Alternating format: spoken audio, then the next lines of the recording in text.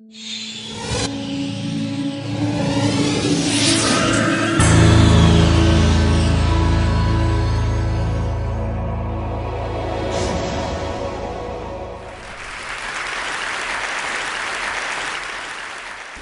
do you explain when things don't go as we assume? Or better, how do you explain when others are able to achieve things that seem to defy all of the assumptions?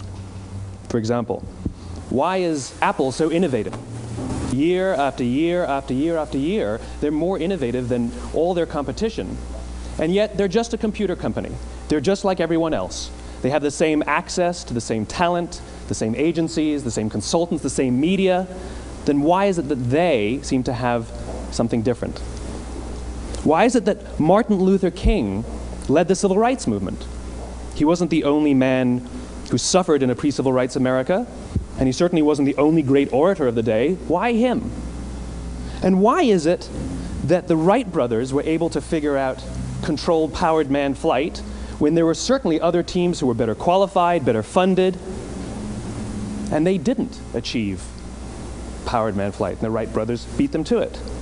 There's something else at play here. About 3.5 years ago, I made a discovery, and this discovery profoundly changed my view on how I thought the world worked, and it even profoundly changed the way in which I operate in it.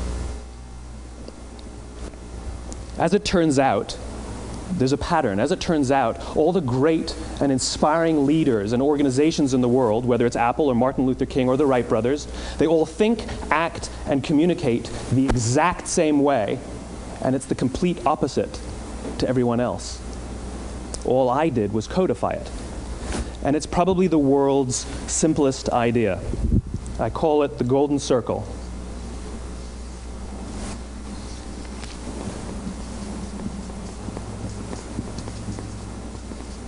Why, how, what? This little idea explains why some organizations and some leaders are able to inspire where others aren't. Let me define the terms really quickly.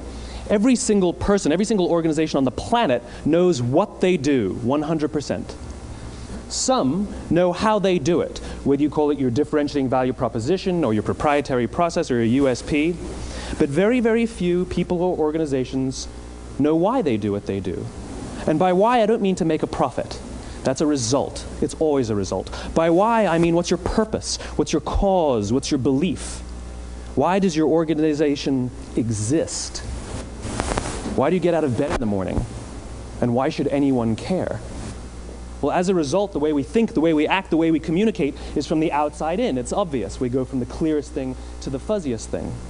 But the inspired leaders and the inspired organizations, regardless of their size, regardless of their industry, all think, act, and communicate from the inside out. Let me give you an example. I use Apple because they're easy to understand and everybody gets it. If Apple were like everyone else, a marketing message from them might sound like this: we make great computers. They're beautifully designed, simple to use, and user-friendly. Want to buy one? Meh. And that's how most of us communicate. That's how most marketing is done, that's how most sales is done, and that's how most of us communicate interpersonally. We say what we do, we say how we're different or how we better, and we expect some sort of behavior, a purchase, a vote, something like that. Here's our new law firm. We have the best lawyers with the biggest clients. We have, we always perform for our clients, do business with us. Here's our new car. It gets great gas mileage. It has, leather seats. Buy our car. But it's uninspiring. Here's how Apple actually communicates. Everything we do, we believe in challenging the status quo. We believe in thinking differently. The way we challenge the status quo is by making our products beautifully designed, simple to use, and user-friendly. We just happen to make great computers. Want to buy one? Totally different, right? You're ready to buy a computer from me. All I did was reverse the order of the information. What it proves to us is that people don't buy what you do, people buy why you do it. People don't buy what you do, they buy why you do it. This explains why every single person in this room is perfectly comfortable buying a computer from Apple. But we're also perfectly comfortable buying an MP3 player from Apple, or a phone from Apple, or a DVR from Apple. But as I said before, Apple's just a computer company. There's nothing that distinguishes them structurally from any of their competitors. Their competitors are all equally qualified to make all of these products. In fact, they tried. A few years ago, Gateway came out with flat screen TVs. They're eminently qualified to make flat screen TVs. They've been making flat screen monitors for years. Nobody bought one. And Dell came out with MP3 players and PDAs. And they make great quality products, and they can make perfectly well-designed products, and nobody bought one. In fact, talking about it now, we can't even imagine buying an MP3 player from Dell. Why would you buy an MP3 player from a computer company? But we do it every day. People don't buy what you do, they buy why you do it. The goal is not to do business with everybody who needs what you have. The goal is to do business with people who believe what you believe. Here's the best part. None of what I'm telling you is my opinion. It's all grounded in the tenets of biology, not psychology, biology. If you look at a cross-section of the human brain, looking from the top down, what you see is the human brain is actually broken into three major components that correlate perfectly with the golden circle. Our newest brain, our Homo sapien brain, our neocortex, corresponds with the what level. The neocortex is responsible for all of our rational and analytical thought and language. The middle two sections make up our limbic brains, and our limbic brains are responsible for all of our feelings, like trust and loyalty. It's also responsible for all human behavior, all decision-making, and it has no capacity for language. In other words, when we communicate from the outside in, yes, people can understand vast amounts of complicated information like features and benefits and facts and figures. It just doesn't drive behavior. When we communicate from the inside out, we're talking directly to the part of the brain that controls behavior, and then we allow people to rationalize it with the tangible things we say and do. This is where gut decisions come from. You know, sometimes you can give somebody all the facts and your figures, and they say, I know what all the facts and details say, but it just doesn't feel right. Why would we use that verb? It doesn't feel right. Because the part of the brain that controls decision-making doesn't control language. And the best we can muster up is, I don't know, it just doesn't feel right.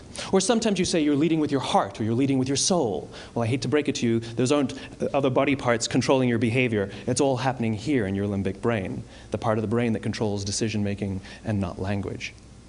But if you don't know why you do what you do, and people respond to why you do what you do, then how will you ever get people to vote for you or buy something from you, or more importantly, be loyal and want to be a part of what it is that you do?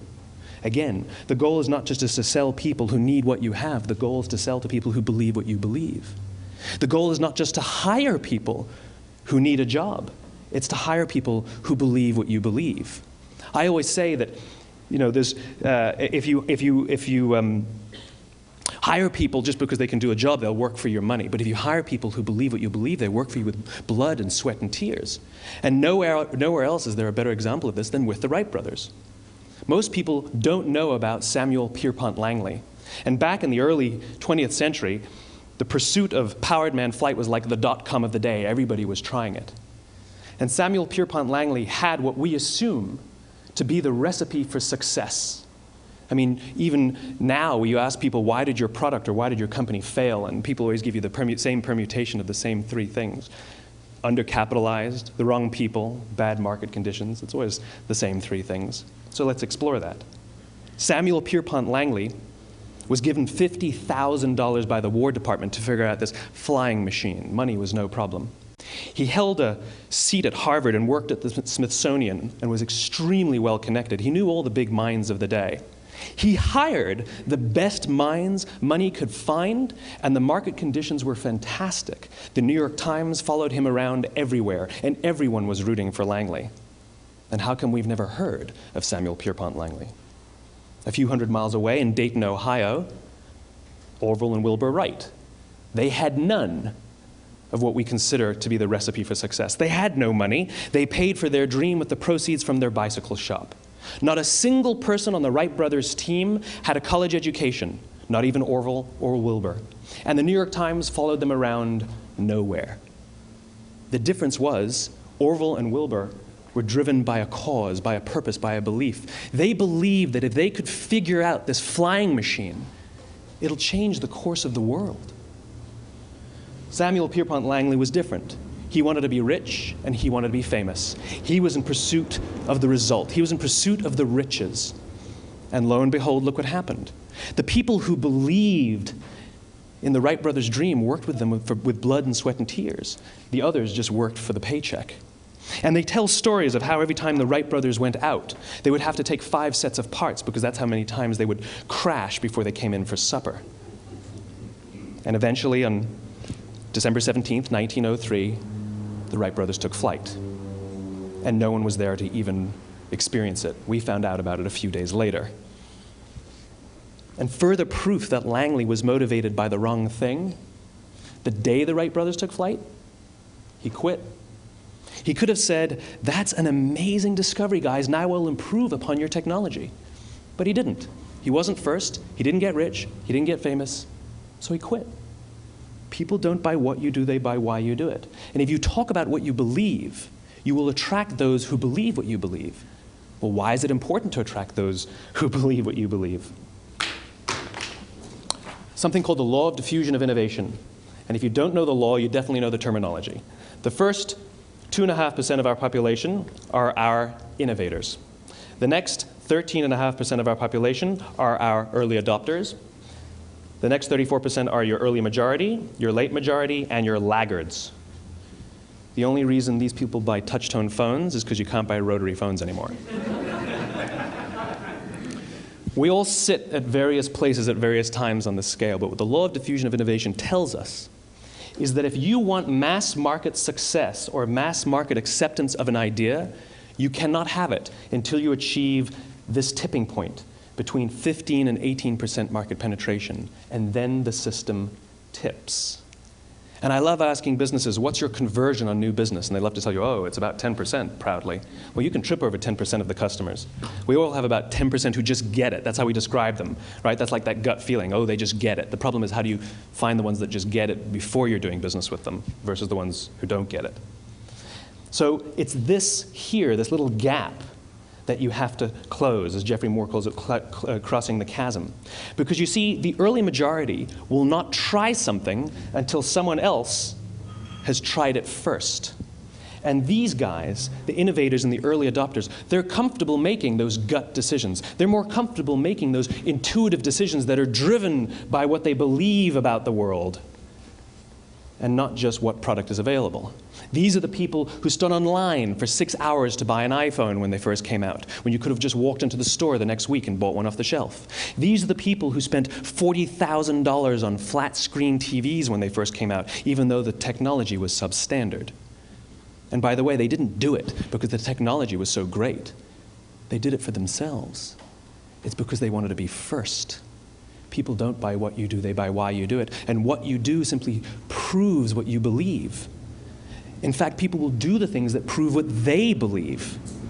The reason that person bought the iPhone in the first 6 hours, or stood in line for 6 hours, was because of what they believed about the world and how they wanted everybody to see them. They were first. People don't buy what you do, they buy why you do it. So let me give you a famous example, a famous failure and a famous success of the law of diffusion of innovation. First, the famous failure. It's a commercial example. As we said before a second ago, the recipe for success is money and the right people and the right marketing conditions, right? You should have success then. Look at TiVo. From the time TiVo came out about 8 or 9 years ago to this current day, they are the single highest quality product on the market. Hands down, there is no dispute. They were extremely well-funded. Market conditions were fantastic. I mean, we use TiVo as a verb. I TiVo stuff on my piece of junk Time Warner DVR all the time. But TiVo is a commercial failure. They've never made money. And when they went IPO, their stock was at about $30 or $40 and then plummeted, and it's never traded above 10. In fact, I don't think it's even traded above 6, except for a couple of little spikes. Because you see, when TiVo launched their product, they told us all what they had. They said, we have a product that pauses live TV, skips commercials, rewinds live TV, and memorizes your viewing habits without you even asking. And the cynical majority said, we don't believe you, we don't need it, we don't like it, you're scaring us. What if they had said, if you're the kind of person who likes to have total control over every aspect of your life, boy, do we have a product for you. It pauses live TV, skips commercials, memorizes your viewing habits, etc., etc. People don't buy what you do, they buy why you do it, and what you do simply serves as the proof of what you believe. Now let me give you a successful example of the law of diffusion of innovation. In the summer of 1963, 250,000 people showed up on the Mall in Washington to hear Dr. King speak. They sent out no invitations, and there was no website to check the date. How do you do that? Well, Dr. King wasn't the only man in America who was a great orator. He wasn't the only man in America who suffered in a pre-civil rights America. In fact, some of his ideas were bad. But he had a gift. He didn't go around telling people what needed to change in America. He went around and told people what he believed. I believe, I believe, I believe, he told people. And people who believed what he believed took his cause and they made it their own, and they told people. And some of those people created structures to get the word out to even more people. And lo and behold, 250,000 people showed up on the right day, on the right time to hear him speak. How many of them showed up for him? 0. They showed up for themselves. It's what they believed about America that got them to travel on a bus for 8 hours to stand in the sun in Washington in the middle of August. It's what they believed, and it wasn't about black versus white. 25% of the audience was white. Dr. King believed that there are 2 types of laws in this world, those that are made by a higher authority and those that are made by man. And not until all the laws that are made by man are consistent with the laws that are made by the higher authority will we live in a just world. It just so happens that the civil rights movement was the perfect thing to help him bring his cause to life. We followed him not for him, but for ourselves. And by the way, he gave the I have a dream speech, not the I have a plan speech. Listen to politicians now with their comprehensive 12-point plans. They're not inspiring anybody. Because there are leaders and there are those who lead. Leaders hold a position of power or authority, but those who lead inspire us. Whether they're individuals or organizations, we follow those who lead, not because we have to, but because we want to. We follow those who lead, not for them, but for ourselves. And it's those who start with why that have the ability to inspire those around them or find others who inspire them. Thank you very much.